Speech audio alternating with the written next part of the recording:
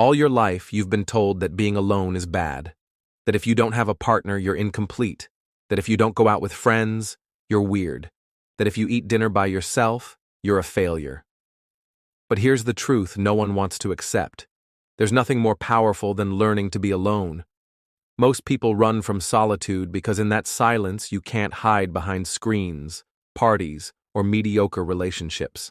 There are no masks there. It's just you and your thoughts. And that terrifies people. That's why so many stay trapped in toxic relationships, enduring infidelity, humiliation, or abuse, because they'd rather accept the wrong company than face their own emptiness. But here's the brutal reality. If you don't know how to be alone, you'll always be a slave to need.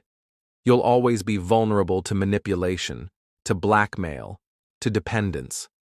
On the other hand, when you master solitude, when you learn to enjoy your own company, something changes inside you. You stop needing, you stop begging, you stop settling, because you finally understand that solitude isn't punishment. It's a weapon, it's freedom, it's psychological power. And in this video, I'm going to show you why being alone is not just better.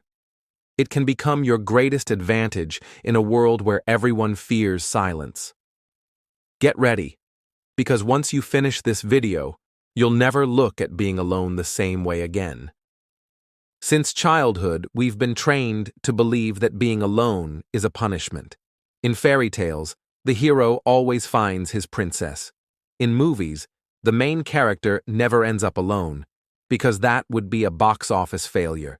In songs, loneliness is always suffering, tears, emptiness. And on social media, everyone seems to be with someone at parties, surrounded by friends, showing the world they're never alone. That constant message programmed us. Being with someone equals success. Being alone equals failure. But that's a lie. A lie that has destroyed more lives than you can imagine. Think about it.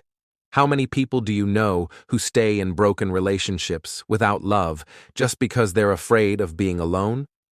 How many accept humiliation, betrayal, even abuse, because they believe enduring that pain is better than facing an empty bed or a silent weekend? The fear of being alone is so strong that most people live off emotional crumbs. They accept less than they deserve. They cling to anything just to avoid being with themselves. And here's the irony. We're not really afraid of being alone. We're afraid of what shows up when the noise fades. When there's no one to text, no one to argue with, no one to distract you. When it's just you, face to face with your inner reflection. That's what terrifies people. Because in the silence, there are no excuses, no distractions, no masks, only you and everything you've been avoiding. Your insecurities, your emptiness, your doubts, your fears. The lie about loneliness is that it destroys you, but the reality is different. Loneliness doesn't destroy you. It reveals the truth.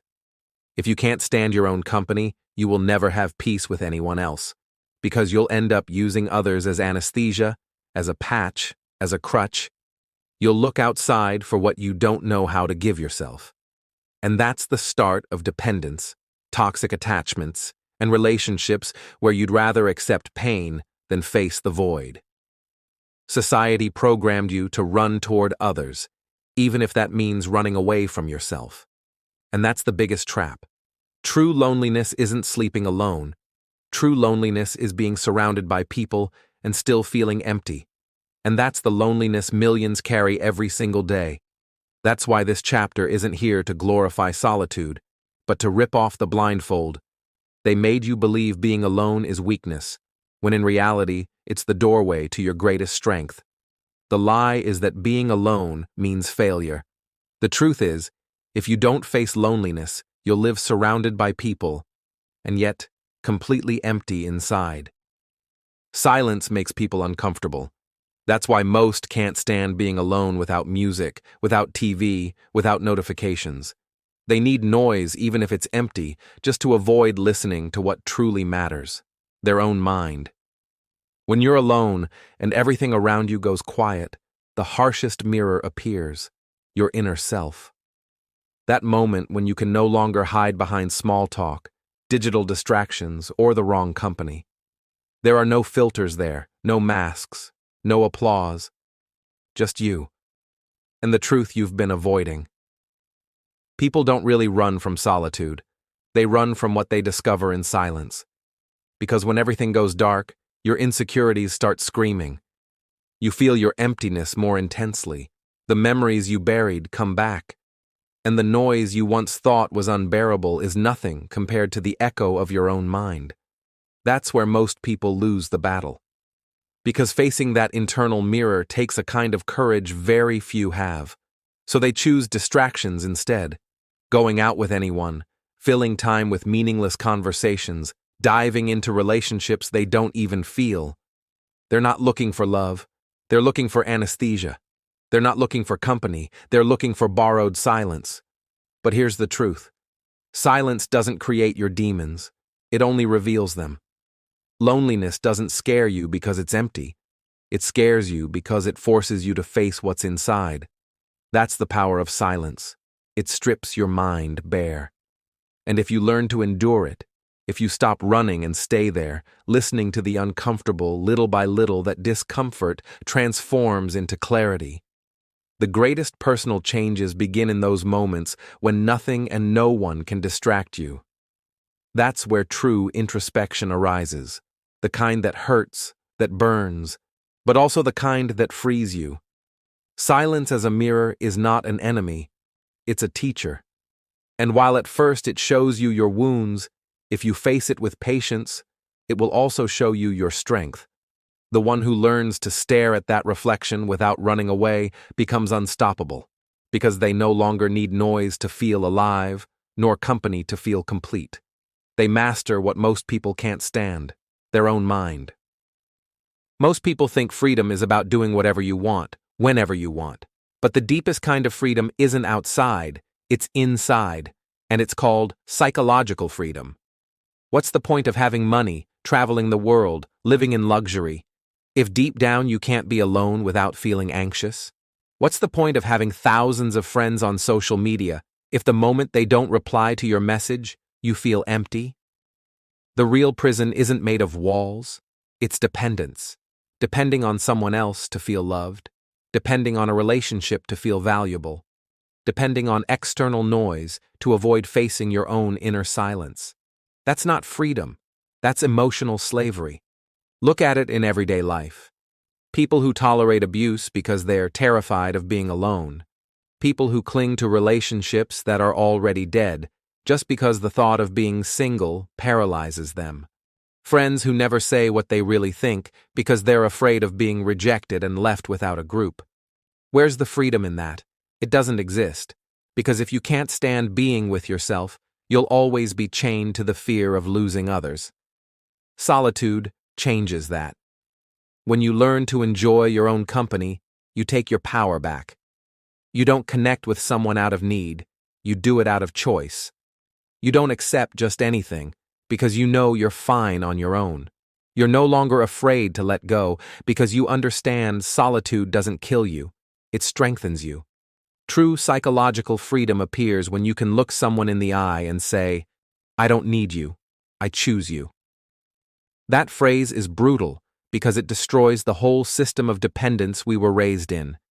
The one who can be alone cannot be blackmailed with threats of abandonment. They don't trade their dignity for company. They don't beg for attention. That's the difference between someone living as a prisoner of their fears and someone who is truly free. Psychological freedom is more powerful than any external wealth, because the one who masters solitude cannot be controlled, and the one who cannot be controlled is truly free. We live in a world drowned in noise, and noise isn't just what you hear in the streets, in music, or in conversations. The real noise is invisible. Opinions, criticism, expectations, comparisons. When you're surrounded by people, your decisions are rarely pure. They're always contaminated. Do this because it's the right thing. Don't do that, or people will talk about you. What will they think if you step off that path? And little by little, you start living a life that isn't yours, but a collage of what everyone else expects from you. The result? People studying careers they don't want, marrying people they don't love, working jobs they hate, all just to follow a script written by others. That's not freedom, that's noise. Solitude breaks that cycle. Because the moment you choose to be alone, the voices go quiet. You stop having to please.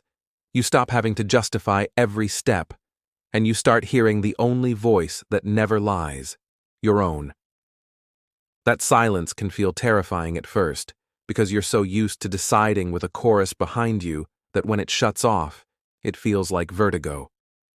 But little by little you discover something brutal. In that emptiness, your decisions become clearer, more authentic, more yours. Look at history. Great ideas were not born in the middle of the crowd. They were born in solitude. Steve Jobs imagining a technological future in a garage. Nikola Tesla working in isolation, obsessed with ideas the world couldn't yet understand. Friedrich Nietzsche facing his solitude to write truths that still shake people today. Artists, thinkers, inventors. They all understood the same thing. Clarity comes when the noise disappears. Being alone is not emptiness. It's space to think, to create, to decide freely. And here's the brutal truth. When you learn to decide in solitude, opinions lose their power over you. You no longer seek approval because your validation comes from within. You're no longer afraid of mistakes because even your mistakes, at least, are yours. They're part of your path, not a path imposed by someone else. The one who cannot decide alone ends up living a borrowed life. The one who masters silence builds their own. Because there is nothing more powerful than a decision made in calm, without influence, without pressure, without fear. That is the true power of solitude. The power to hear yourself, to choose for yourself, to silence the world so you can finally discover who you really are. And when you reach that point, you realize your destiny was always in your hands. You just needed one thing most people are too afraid to face: silence. Solitude is not just about enduring silence. It's not simply learning to live without company. Solitude is a laboratory, a space where you rebuild yourself, rediscover yourself, and begin to forge the steel of your character. When you're alone, you realize how much of your life you lived conditioned by others. You dressed to please, you spoke to fit in, you made choices to avoid disappointing people. And suddenly, in solitude, all of that disappears. There are no spectators, there's no script to follow, it's just you, face to face with yourself. And that's the hardest test, because growing in solitude means facing what you truly are, with no anesthesia. Your habits, your fears, your discipline, your mental strength, or your lack of it. When no one is there to applaud you, do you keep going? When no one is watching, do you keep your word? That's where you discover what you're really made of. Most people need external motivation.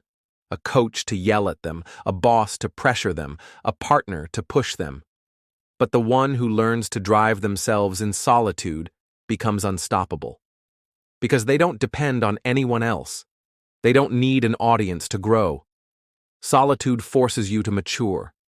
It teaches you to manage your time, to become your own leader, to listen to that inner voice you've ignored so many times. And while it hurts at first, in time, you discover that inside that pain is power. Look at the great creators of history. Philosophers who spent hours in isolation reflecting, writers who dove deep into their inner world, inventors who worked obsessively in silence. They all understood solitude wasn't a prison, it was a workshop, a space where they could think without distractions, create without judgment, grow without limits. Solitude also gives you brutal clarity. When there's no external noise, you begin to see clearly what you want, what you need, what you no longer require. Your goals stop being a reflection of what others expect and become a reflection of what you truly want to build. And that is the greatest growth. Learning to choose yourself. To invest time in your mind, your body, your vision.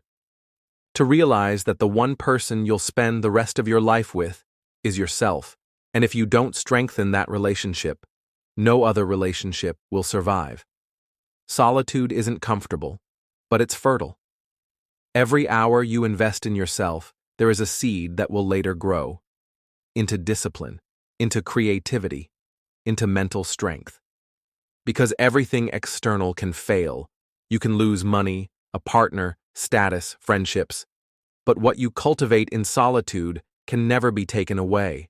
That character, that strength, that clarity, they stay with you, even if the world collapses. Solitude, far from emptying you, fills you. It fills you with inner resources, self-confidence, and resilience. And that, bro, is true inner growth. Building yourself from the inside out until you become someone who doesn't need anything to stand tall, but who still chooses what and who to share life with. There's a brutal paradox in solitude. When you learn to be alone, your relationships become stronger. Yes, it sounds contradictory, but it's the truth. Most people enter relationships out of need, not choice. They look for a partner to fill their emptiness, friends to cover their silence, company to avoid facing themselves. And when someone becomes your anesthesia, you stop loving and start depending. That's not love. That's fear in disguise. The problem is that dependence never builds healthy bonds. On the contrary, it breeds manipulation, jealousy, and control. Because when you're terrified of losing someone, you'll do anything to keep them, even betray yourself. That's where toxic relationships are born, when the fear of being alone outweighs your dignity. But when you learn to be alone, everything changes. You don't enter a relationship to patch up emptiness. You enter to share what you already are. You don't desperately crave attention because you've learned to give yourself value. You don't accept crumbs because you know being alone is never worse than being poorly accompanied. The one who masters solitude loves differently. They love with freedom, not with chains. They love by choice, not by need. And that difference changes everything. A person who knows how to be alone can say, "I want you, but I don't need you." That phrase, as simple as it sounds, is the foundation of true love. Because when you don't need, you don't manipulate, you don't blackmail, you don't force, you simply share. Think about it. Who is more attractive? The one who begs for attention, who panics at the thought of losing you, who destroys themselves just to avoid abandonment, or the one who is at peace with themselves, who doesn't fear being alone, who chooses you every day knowing they don't depend on you? The answer is obvious. Emotional independence attracts, dependence repels. That's why solitude not only strengthens your relationship with yourself, but also your bonds with others. Because when you learn to be alone, you understand that love is not possession, it's sharing. It's not control, it's companionship. It's not need, it's choice. The one who masters solitude becomes a better partner, a better friend, a better family member. Because they don't show up out of emptiness, but out of abundance. Because they don't demand to be completed. They invite others to walk alongside them. And that's the paradox. The more comfortable you are in solitude, the stronger you are in company. Because you stop relating out of fear and start relating out of freedom. We live in a society that taught us to fear solitude as if it were a disease. We're told over and over that being alone means failure, emptiness, sadness. And what do most people do? They run. They hide in mediocre relationships, shallow friendships, constant distractions, anything to avoid facing silence. But here's the raw truth. In a world where everyone runs from solitude, the one who masters it has the advantage. Because when you learn to be alone, you become someone who can no longer be controlled. The most common tool of manipulation is the threat of abandonment. If you don't do what I want, I'll leave. If you don't please me, I'm gone. And those threats work because most people are terrified of being left alone. But when you no longer fear solitude, those words lose all their power. The manipulator is left unarmed. The one who has mastered solitude smiles at that kind of blackmail, because they know being alone is not a punishment, it's strength. They've already learned not to lose themselves, even if they lose others, and that makes them invulnerable. Solitude, in the hands of someone conscious, is a weapon. It's a shield against dependency and control, because if you don't need anyone else to be at peace, no one can use that need as a chain. The person who is comfortable in solitude doesn't beg for attention. They don't trade their dignity for company. They don't surrender their freedom in exchange for crumbs of affection. That independence makes them someone who commands respect. And this type of person is unsettling to others. Why? Because they're unpredictable. You can't manipulate someone who doesn't fear being alone. You can't dominate someone who has already survived their own silence. That person becomes free in a world full of emotional slaves. History is full of examples. Spiritual leaders who retreated into solitude to strengthen themselves. Warriors who trained in isolation to steel their minds before battle. Thinkers and philosophers who found in silence the clarity that changed generations. They all understood what most people still ignore. Solitude is not weakness, it's training. Solitude, when used intelligently, becomes your deadliest weapon. It gives you clarity when others drown in noise. It gives you strength when others crumble at the fear of emptiness. It gives you freedom when others remain chained to their neediness. The one who masters solitude does not withdraw from the world. On the contrary, they step into the world with more power, because they no longer depend on anything or anyone to stand tall. Their peace is no longer in someone else's hands, and that makes them unbreakable. The world fears solitude because in it, you can't pretend. Because in solitude, all the masks fall away. But if you learn to use it, solitude becomes your greatest advantage. An invisible sword against manipulation, a shield against blackmail, and proof that you own yourself. Most people run toward others to escape themselves. The one who masters solitude runs inward and comes back stronger. That, bro, is true power. To turn what everyone fears into your deadliest weapon. To master what enslaves the majority. To make solitude not your enemy, but your victory. Solitude is not a punishment. It's a mirror. It's not emptiness. It's space. It's not weakness. It's power. Today we saw that society taught you to fear solitude because that way you're easier to manipulate, easier to control, easier to keep chained to relationships and routines you don't even want. But the truth is different. Solitude is freedom. It's clarity. It's growth. It's a psychological weapon that makes you untouchable. When you learn to be alone, you stop accepting emotional crumbs. You stop begging for attention. You stop chaining yourself to what doesn't serve you. Because you understand there's nothing more powerful than choosing to be with yourself and being at peace. The one who masters solitude doesn't fear losing anyone because they never lose themselves. And that, bro, is real power. So next time you feel afraid of being alone, remember this. It's not punishment. It's training. It's not emptiness. It's construction. It's not weakness. It's your victory. Now it's your turn. Look in the mirror and ask yourself, am I running from my solitude, or am I learning to master it? Because the answer will decide whether you live as a slave to need or as the owner of your freedom. If this video opened your eyes, hit subscribe, share it, and leave a comment. Tell me, what have you discovered about yourself in your moments of solitude? Because this channel isn't just for listening, it's for reflecting. And trust me, someone out there needs to hear this today. That someone might be you, or someone you know. So share this message. Help more people realize that solitude is not the enemy. It's the path to true strength.